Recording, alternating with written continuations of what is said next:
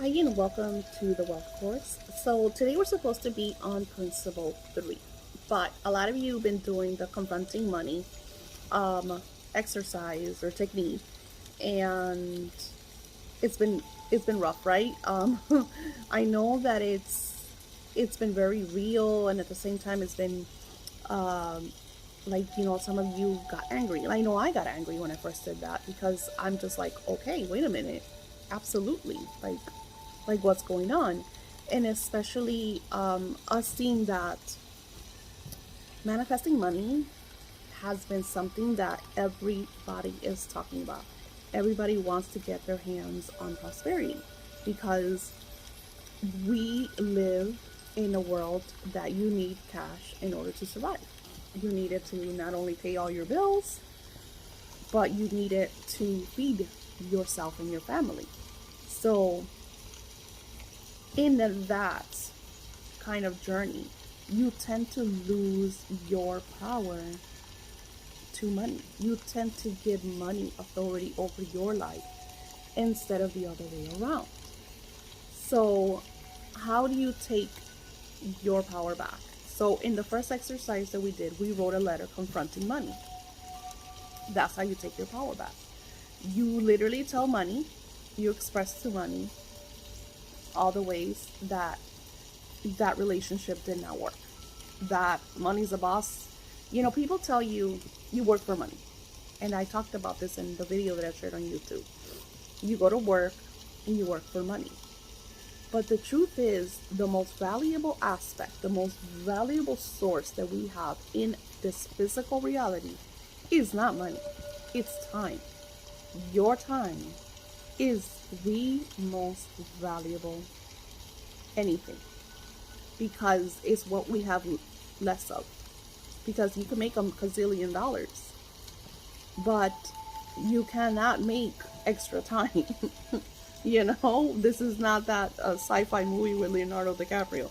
Is it Leonardo DiCaprio? I think it's Leonardo DiCaprio. I think it's called Out of Time. Anywho, so you write money, and I created a principle. It says take control of money. You are its master. Money works for you. And in the first principle, what we did was we paid ourselves first. You get paid, and 10% goes to you. Once you get a little more savvy, a little more ballsy, you're going to be like, I'm going to keep 20, I'm going to keep 30. And then before you know it, you're going to have multiple streams of income that the entire income is yours. Like I said, I unfortunately had a nice little cushion, and things happen, right? And then we start, oh, I have that cushion, I'll be fine, I'll put it back. Oh, I'm making money, I'll put it back. We make excuses. So that's why paying yourself forward first and budgeting is really important. And I'm talking to a client now, and we've been chatting back and forth. Today we were talking about she expresses that when she has to pay her bills first, I'm going to see if I could find her message so I could read it because this is really important. Okay, so she wrote to me, I'm thinking paying bills first keeps people in the lack and poverty cycle. She's absolutely right. Absolutely, absolutely right. Because principle number one is you pay yourself first. If you get your money and you rush over to pay all the bills and you don't keep anything for yourself, you feel drained. You resent your bills. The person that taught me about gratitude over your bills was Louise Hay. Louise Hay would get excited about paying her bills, and when she would write, way back when she was doing, you used to write checks. I used to write checks 10, 15 years ago for my great aunt because she still had an account with a checking, and that's how she did her bills. So being in gratitude of paying your bills is amazing. The funny thing is that I always had that. I physically saw that. My aunt would get her money, and she was on fixed income. So I hear people on fixed income that tell me that they can't do it. And she was on a fixed income. She was on a fixed income. Her rent was X amount of money. Her light was X amount of money. She had cable. She made sure that she sent $20 because she was a Catholic to the death. She sent $20 every single month to her church. She had a list of her expenses, and every month I started doing it for her because her eyes got really bad. So I would sit down with her and we would write all the checks, and she would sign them, and she did the rest. I just had to write it out for her, and then she would go to the bank, and whatever was left, she would take it out. That was her money. Her money. She would take it out and she would save it. She had an old cigar box that she would save it. She had money everywhere. She had money in her Bible. She had money in her notebooks. She had money everywhere. She used to love to give $1, $5, $10 to her great grandkids. It was just her energy. So she says it comes from serving a need or thinking. If you don't pay the need first, you lose it, and then your ass is out on the street. And she says, and that's not even always true. I've seen evidence of both, so I don't even really know what my dominant beliefs are about it. I just know I want to live in abundance. And that's where it came from for me. When I had to sit down with the divine, and I was like, I'm very verbal. I was like, no. Well, what's going on? So you're going to take back control. You are the master of money. And then you're going to treat money like your employee. Okay? Like you're the master. It's your servant. Like when you go to a restaurant and you sit down, your server comes to you and says, hey, are you ready to order? And you'll say, yeah. Do you want any appetizers? Do you want a drink? What is it you want? Of course, I want this, I want that, I want the other. And the server's going to run amok and get you everything that you need for your dinner, lunch, breakfast, whatever. That's how you treat money. You don't have to be mean. You're very polite to your servers. You even tip them at the end, right? So, money is not in control of you. You are in control of money. So in the 7 principles, and we're not there, and I don't want to jump over because I want you to really grasp all the principles. I know today I wanted to share this because a lot of you, I feel like that exercise really opened up some windows that freaked you out because, you all messaged me. I wanted to know what were your ideas on this. So I want to show you what you're going to do. Now the principle looks like this. Take control of money. You are its master. Money works for you. So you could start by addressing money. Okay? This could be like think of yourself as an executive. You're the executive of your life. I call myself something different. So once you find what you want to call yourself, of course it has to be a leadership role. Then everything else is your employee.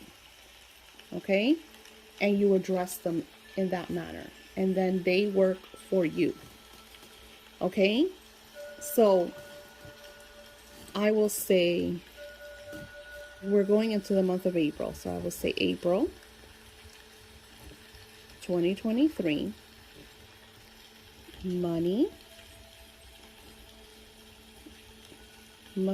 and I will put needs to be. You want to change needs to money will be, let's say, $6,000. Now you guys saw my budget, right? So and like I said, when I'm sharing with you, I just share you mine. I don't share my husband's. I don't share my children's. I share mine. So if I ask money for $6,000, I command money to bring me. And you see how hard it is? It's going to take some time to get used to that. If you tell money, okay, money, in the month of April, $6,000 needs to come in. Okay? What happens, and this is what's going to happen. ideas are going to start to flow. You're going to get, I've been woken up. The whole thing of my articles, I literally woke up early in the middle of the night to work on certain things. I had a new idea that actually woke me up today. And you have to do them. I actually had two ideas that woke me up today. One of them already did. The other one I'm still working on. So certain things are going to, because you remember, now you're commanding money to come in. Now you can't expect money to be a sack that's going to fall from the sky, because we're addressing it with energy, right? Everything is energy. We're fucking energy. So money is energy. So money is going to sink you with the, think of this way. You go to the bank, right? You go to the teller, and there's this tube, right? And you put in a little slip of how much you want to withdraw. Okay? So because as humans, we need to, metaphorically, but physically, in an illustration, we have to see things. So think that you're going to the teller, and you want to withdraw some money. I'm withdrawing in April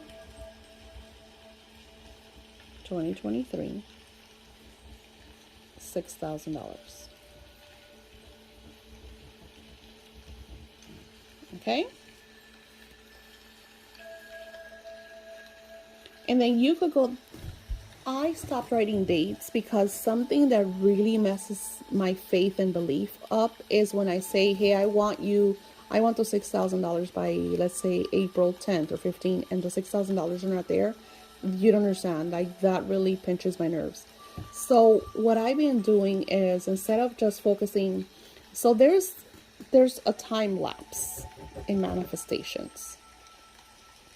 And from what Spirit has been showing me, it's usually in the energies of 7 days, 7 months, 7 years. And I think it's super crazy, because when I lost my business and my car and my home and everything, I didn't lose the business. I sold the business. But then, instead of being smart and, I repeat that pattern. That's why I talk about patterns. Focus on the patterns, people. Don't keep doing the daisy. So when I sold my business, and then my mother-in-law and my husband had a fallout, we used the business's money and we splurged. We went on vacations. We rented a car. So we were a lot younger though. I was still in my 20s when this happened. We didn't respect the energy of money. We didn't respect the principles. Okay? Because if I would have been, I would have been like, okay, let me take X amount and set it aside, and X amount invest in the next, right? Instead, we splurged because we thought, because my mother-in-law had told us about the business, so we were like, okay, we'll be okay, right? Never put all your eggs in one basket. Never, ever, ever put all your eggs in one basket. And definitely never I don't care if they're your family, your sister, your children. You never trust with business, because everybody has free will, and they could change their mind, and then it's just not worth it. So anywho, so I noticed that so what you want to do is make a money plan for 7 months. Okay? How much do you want to make within those 7 months? So you could say April, May, June, July, August, September, and October. That's 7, right? 1, 2, 3, 4, 5, 6, 7. Okay. So then you could say if you want 6,000 every month, so multiply 6 times 7. So you could say, okay, 6 times the 7 months would be, I think it's like 45,000. And again, my math in my head is not working well, so don't quote me. So you could say money.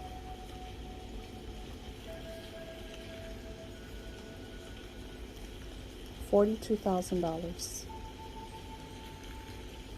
is what I expect in my now moment.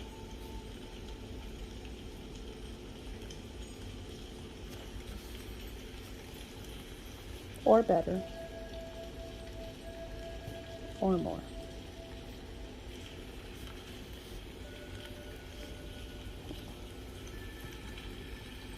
I am withdrawing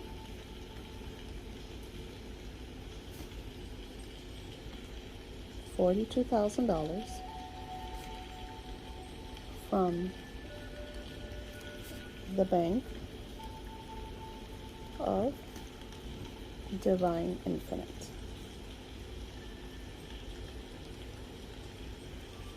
And I expect this in my physical now moment.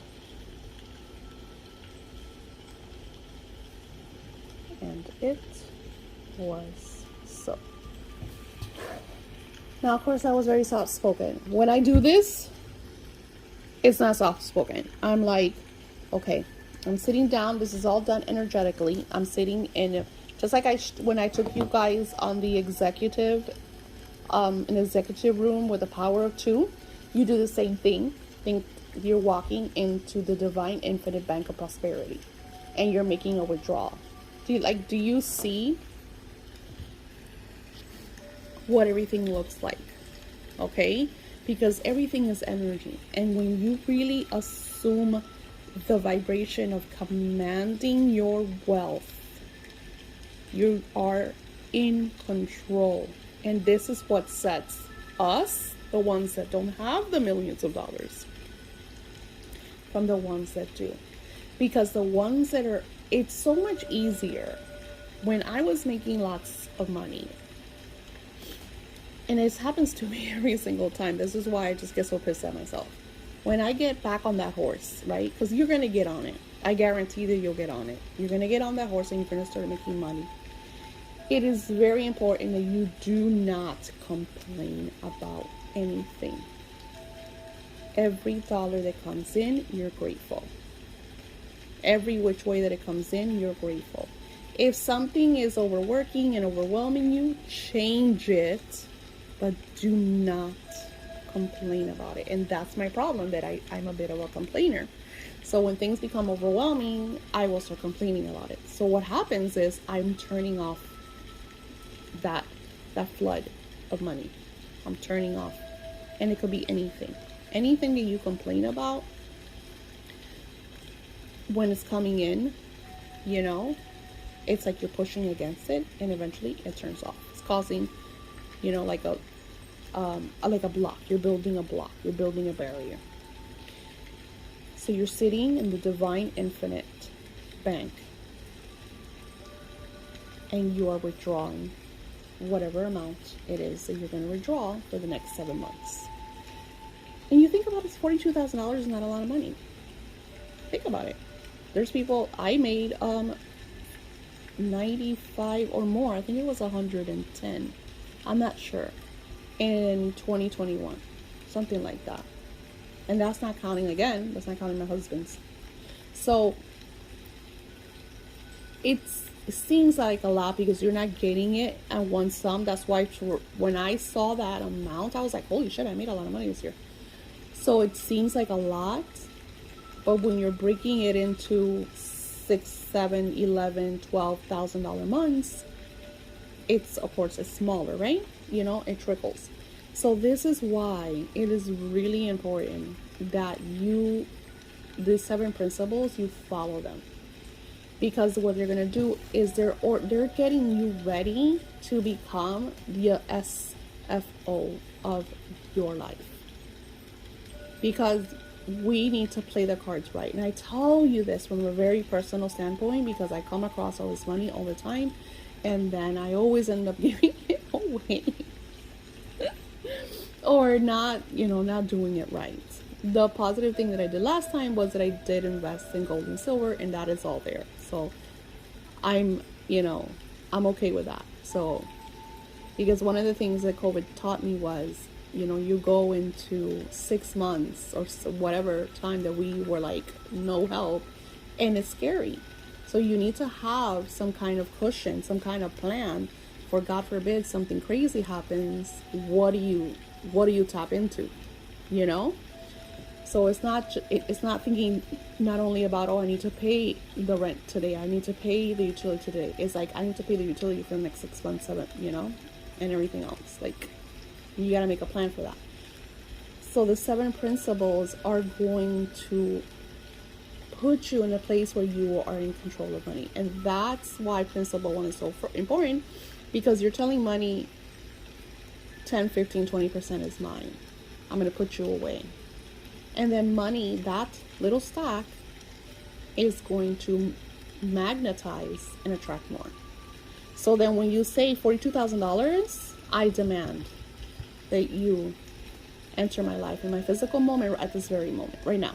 I expect you right now. Now, I have manifested $25,000 in like less than a week. I think it wasn't even a week. I think it was like a few hours. And I tell you that because I have listings that people could just snap up at any minute that could pay me $10, $20, $30,000, right? So it's always being open to expect the unexpected, but being aware of putting yourself out there so that door could be opened at any time. Okay? And following, because what's going to happen is doing all of this work, and I'm sure I want to know, what epiphanies have you had? What inspirations? I'm going to put that in the question for today. What inspirations have you had during where we are now? Because I think we might be halfway through the course. I'm not even sure anymore. Like what inspirations, what ideas, what guidance have you had to doing certain things, to addressing certain things?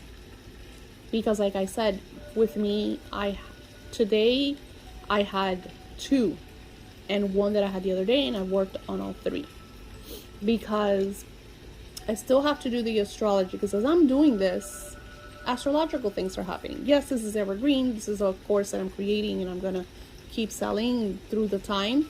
But as I'm creating this, there's different lapses in astrological energies, and sometimes the lapse is in like prosperity. Like I will have Mercury retrogrades that'll be amazing, and then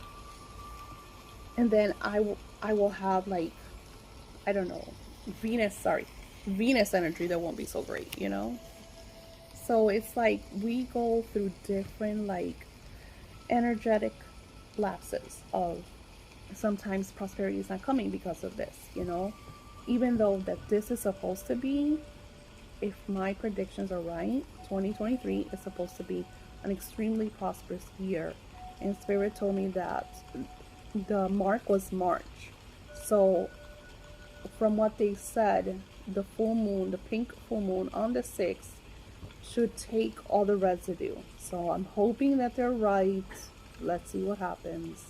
So whatever you're trying to release. Okay, and this is also part of money, no matter when you're doing this. Once you take control back and you address money, something that always feels good is burning. Like, address money, write money a letter, which we did already. That is taking back control.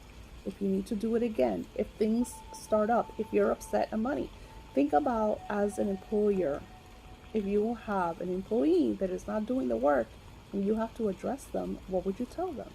Do the same thing with money. Remember, you are the commander. You are in control. Address it as if. All right, I think that's enough for today, and I will see you tomorrow.